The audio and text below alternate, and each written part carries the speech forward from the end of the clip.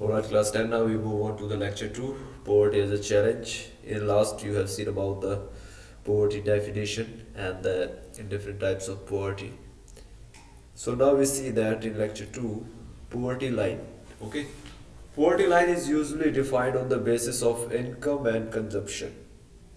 गरीबी रेखा क्या होती है, किसे कहते हैं गरीबी रेखा? तो लाइन एक बना दी जाती है समाज में, जो भी सोसाइटी होती है, तो वो लाइन डिफाइन करती है कि गरीब कौन है। ओके, और ये जो लाइन है ये डिसाइड की जाती है on the basis of income and consumption. आप कितना कमाते हो या आप कितना खर्च करते हो। Different yardsticks are used in different countries to measure the poverty line. और इस पॉवर्टी लाइन को मेजर करने के लिए different forms, different types use किए जाते हैं डिफरेंट कंट्रीज में। अलग अलग देशों में अलग अलग डेफिनेशन दी गई है गरीबी की। According to the World Bank, a person living on less than $1 per day is considered to be living below the poverty line. This figure has been now raised to $1.25 per day. World bank की बात करें, internationally बात करें poverty line की, तो यहाँ पर world bank कहता है कि जिसकी इनकम $1 या $1.25 से कम है, यानी $70 का डॉलर है, $100 से कम जो बंदा कमाता है पर डे, वो गरीब है। उसे कहते हैं बिलो पॉवर्टी लाइन, गरीबी रेखा से नीचे। According to 2010 report by the World Bank, 32.7% of India's population was living below the poverty line. 2010 की रिपोर्ट की अगर बात करें तो वर्ल्ड बैंक कहता है कि भारत में लगभग 32% जनता गरीबी रेखा से नीचे रह रही थी। अभी ये जो डाटा है ये आ चुका है 21% पे, जिसमें 21% लोग भारत के बिलो पॉवर्टी लाइन है। As per 2000 figure, a family of 5 which is earning less than 1640 per month is considered to be living below the poverty line. 2000 की बात करें तो साल 2000 में एक परिवार जिसमें 5 व्यक्ति या 5 पर्सन रहते हैं, अगर वो परिवार 1640 रुपये पर महीने कमा रहा है तो वो पॉवर्टी लाइन से ऊपर है, और अगर नहीं कमा रहा है तो वो नीचे है। ये गांव की बात है, और यही फिगर है 2270 rupees per month for urban areas. शहरों की बात करें तो 2270 रुपये कमाने वाला गरीबी रेखा से ऊपर माना जाता है। The expected calorie intake has been fixed at 2400 calories per person in rural areas and 2100 calories in urban areas. तो यहाँ पर बात हुई थी पैसे की, कि पैसा कमाने के लिए एक लाइन डिक्लेयर कर दी गई है कि इस लाइन तक जो कमाते हैं वो बिलो पॉवर्टी लाइन नहीं है, और जो नहीं कमा पाते हैं वो बिलो पॉवर्टी लाइन है। अब बात करते हैं खाने की। खाना कैलोरीज में यहाँ पे दिया गया है, तो अगर आपका फूड 2400 कैलोरीज पूरी करता है, अगर आपको इतना खाना मिलता है दिन में जिससे आपकी बॉडी को 2400 कैलोरी मिल सके, तो वो इसका मतलब क्या है कि आप गरीब नहीं हैं। ये गांव के लिए दिया गया है, क्योंकि गांव में लोग ज़्यादा मेहनत करते हैं तो गांव में ज़्यादा कैलोरीज रिक्वायर्ड होती है। तो 2400 कैलोरीज की अगर बात करें तो इसमें आप लगा सकते हो कि इंसान को 2 वक्त रोटी, सब्जी, दूध और कोई भी सीजनल फ्रूट, ये इसमें आता है, जिसमें 2400 कैलोरीज आ जाती है। शहरों में कैलोरीज की रिक्वायरमेंट है 2100। A person consuming less than this amount is considered to be living below the poverty line. और जो बंदा इससे कम कमा रहा है उसको बिलो पॉवर्टी लाइन कहा जाता है। यानी यहाँ पर हमने 2 तरीके देखे, एक तो उसकी कमाई जो थी, कमाई कैसी कर रहा है वो, और दूसरा उसका कैलोरी इनटेक क्या है।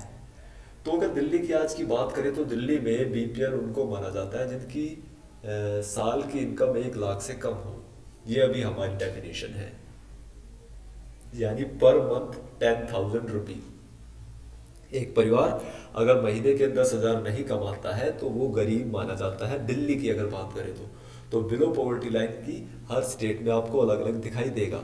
अमेरिका की बात करें तो अमेरिका में जो बंदा पर डे $18 से कम कमाता है, $18 यानी 1,000 रुपए पर डे की इनकम जिसकी नहीं है उसे गरीब माना जाता है। तो भारत में भी ऐसे ही डिफरेंट डिफरेंट स्टेट में डिफरेंट पोवर्टी लाइंस दी गई है, जहां पर जैसा लिविंग स्टैंडर्ड है वहां पे वैसा पोवर्टी लाइन रेशियो सेट किया गया है। According to the Development Goal Report of 2011, India is the only Asian country which is expected to halve its number of poor people by 2050. Development goal report कहती है कि Bharat Asia का ऐसा देश होगा जो अपने आधे से ज्यादा गरीबों को गरीबी रेखा से बाहर निकाल देगा 2015 तक।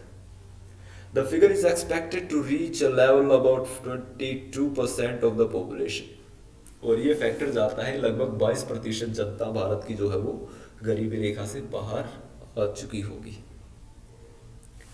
This figure is expected to further go down to 20% by 2020। और ये कहा गया है कि 2020 में भारत में 20% गरीब रह जाएंगे, यानी 80% लोग गरीबी रेखा से ऊपर होंगे। Although the percentage of poor living below the poverty line has declined, their absolute number has increased। हालांकि ये बात करते हैं poverty line की, तो यहाँ पर तो हम देखते हैं कि 80% लोग ऊपर हैं, लेकिन जो 80% लोग ऊपर है वो absolute poverty के शिकार हैं। एब्सोल्यूट पॉवर्टी जैसे मैंने आपको बताया था कि सोसाइटी में कितना इनकम होना चाहिए और कितना आप कमा रहे हो ये मैटर करता है। पॉवर्टी लाइन की इनकम अगर आप देखेंगे तो वो कहीं नहीं टिकती। अगर आप ऐसे शहर में रहते हैं जहाँ पढ़ाई महंगी है, इलाज महंगा है, खाना महंगा है, रहना महंगा है, तो वहाँ पर आपको हायर लेवल का इनकम चाहिए, तब जाकर आप वहाँ पर गरीब नहीं रहोगे।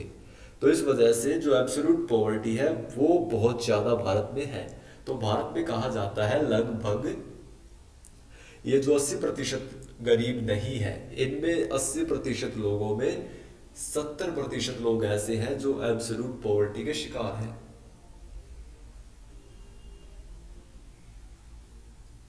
तो काफी बड़ा नंबर है गरीबों को। तो भारत में कहा जाता है लगभग 70-80 करोड़ लोग ऐसे हैं जो मिडिल क्लास है या लोअर मिडिल क्लास है, जो अपनी डेली अर्निंग के लिए काफी स्ट्रगल करते हैं। सिर्फ 10% लोगों के पास पूरे भारत का पैसा है, गिने चुने 10% लोगों के पास। The number of poor remains static at 320 million for a fairly long period। तो ये जो है 32 करोड़ लोगों का ये जो नंबर है ये गरीब रहेगा लंबे समय तक, लेकिन this figure decline to 260 million in recent year. लेकिन ये डिक्लाइन कहाँ हुआ है बता रहे हैं, 26 करोड़ रह गए हैं 32 करोड़ में से जो अभी गरीब हैं। तो ये डाटा आप देख सकते हो, यहाँ पर शेड्यूल ट्राइब सबसे ज़्यादा गरीब होने का चांस होता है। अगर कोई बच्चा किसी शेड्यूल ट्राइब किसी एसटी फैमिली में पैदा होता है तो 50% से ज़्यादा चांस है कि वो गरीब रहेगा अपनी लाइफ में।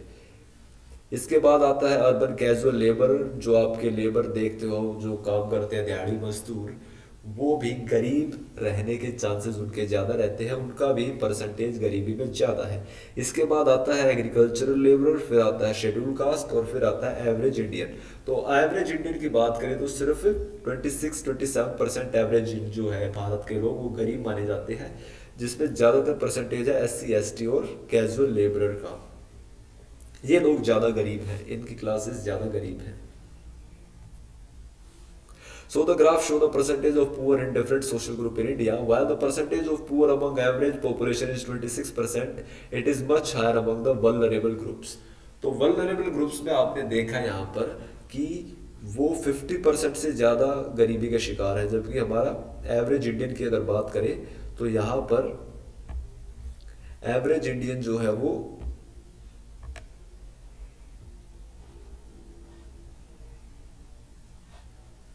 सिर्फ 26% गरीब सिर्फ गरीब है, जबकि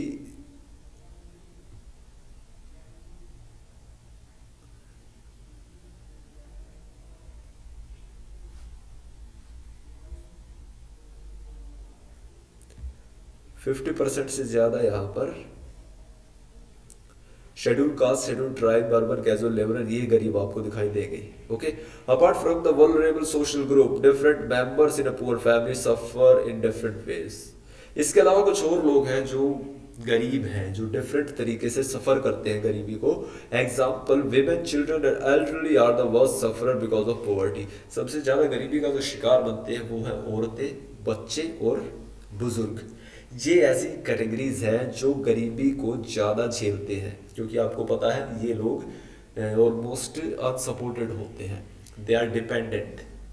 बच्चे अपने माता पिता पे डिपेंड है, औरत अपने हस्बैंड पे, अपने पिता पे, और बुजुर्ग अपने बच्चों पे डिपेंड है। तो वो खुद कुछ नहीं कर सकते या इसके चांसेस बहुत कम है, तो that is why they are the sufferer of poverty, worst sufferer. Different member in a poor family suffer in different ways. For example, women, children, elderly are the worst sufferer because of poverty. तो ये लोग यहाँ पर ज़्यादातर sufferer माने जाते हैं। So this is repeated. Don't write it again and again.